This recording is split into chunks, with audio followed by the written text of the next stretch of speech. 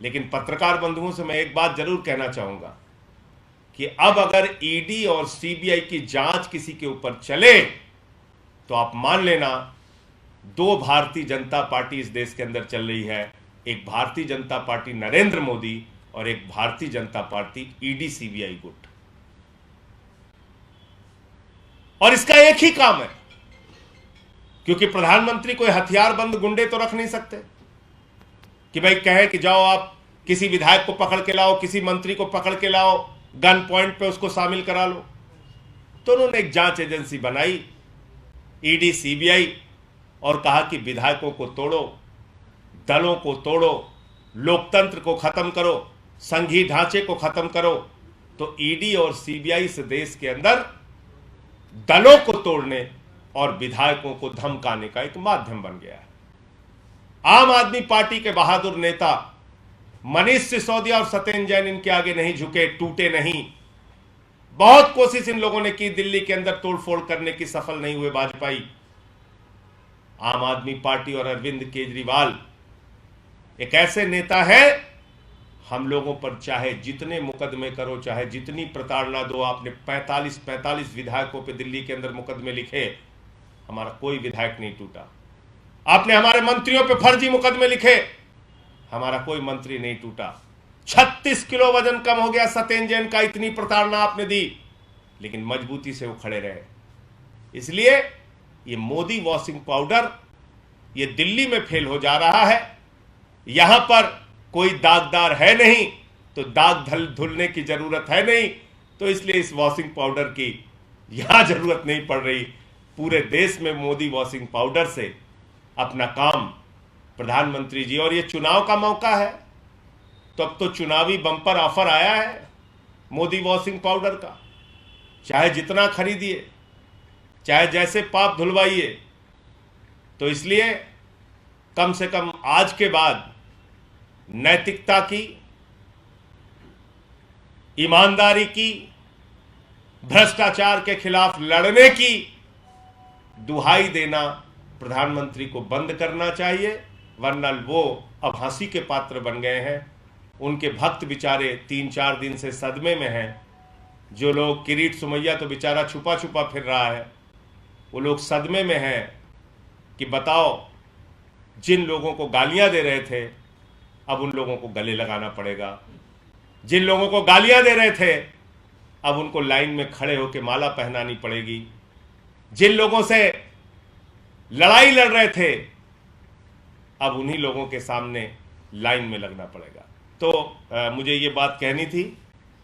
ED और CBI के छापे इस देश में दलों और विधायकों को तोड़ने का एक माध्यम बन गया है, और महाराष्ट्र की घटना उसी का जीता जागता उदाहरण है। लेकिन एक बात मैं मोदी जी से कहना चाहता हूं कि मोदी जी, जब जब ऐसा खेल देश के अंदर हुआ है, जनता ने सबक सिखाया है, और महाराष्ट्र की जनता भी आपको सबक सिखाने का काम करेगी। सर, अनुराग ठाकुर ने दावा किया है कि एनसीपी वाले घटनाक्रम के बाद एक ट्रेंड सेट हो गया है और भी अपोजिशन पार्टियां एनडीए में शामिल हो सकती हैं। देखिए, अनुराग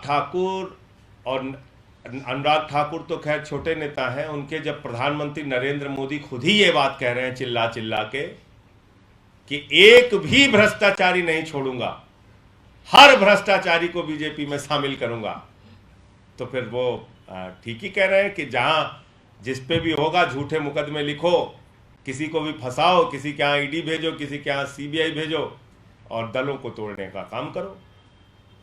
लेकिन जब आप दलों को तोड़ते हैं तो जनता का दिल टूटता है, और जब दिल टूटता है तो मौके पर आपको अपने वोट की ताकत से जवाब देती है। लोकतंत्र में मालिक तो जनता है, वो जवाब देगी आपको। अभी एक लिस्ट है बीजेपी के नए प्रदेश अध्यक्ष बनाए गए, उनके पंजाब के प्रदेश अध्यक्ष सुनील जाखड़ बने, जो कांग्रेस से गए। अच्छी बात है, अपनी पार्टी का विस्तार करें, सबको बनाएं। कहाँ किसको बना रहे हैं उनकी पार्टी का विषय है।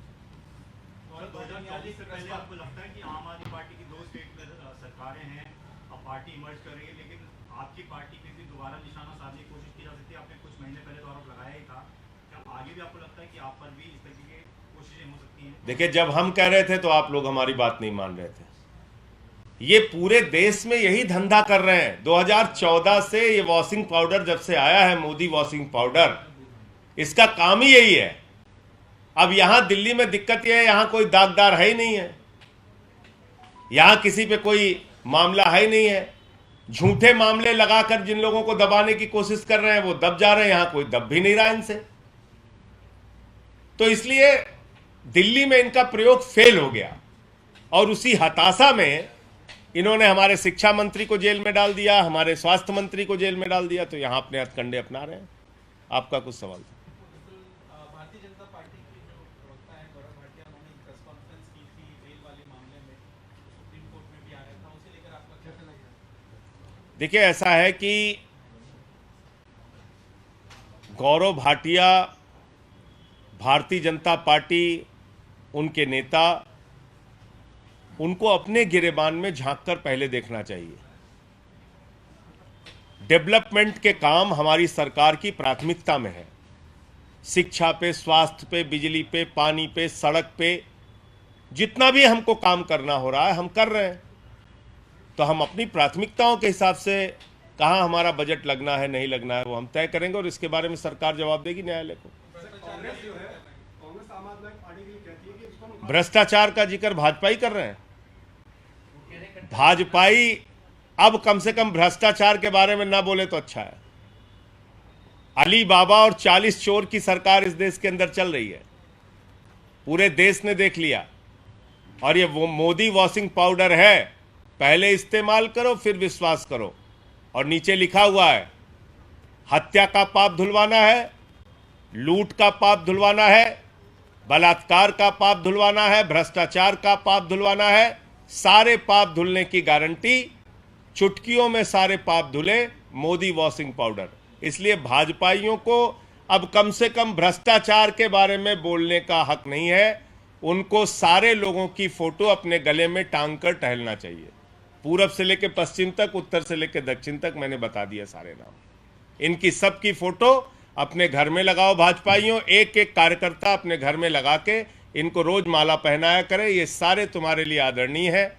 येदियुरप्पा हो, हेमंत विश्व शर्मा हो, अजीत पवार, इनको माला पहनाओ, ज्यादा बातें मत करो। अब तुम पूरे देश के सामने बेनकाब हो चुके हो। नमस्कार, मैं हूं मानक गुप्ता। अगर आपको हमारा ये वीडियो पसंद आया हो तो इसे लाइक और शेयर जरूर करें। और हां, हमें सब्सक्राइब और फॉलो करना ना भूलें ताकि आप देश और दुनिया की कोई खबर मिस ना करें। तो जुड़े रहिए हमारे साथ और देखते रहिए न्यूज़ 24।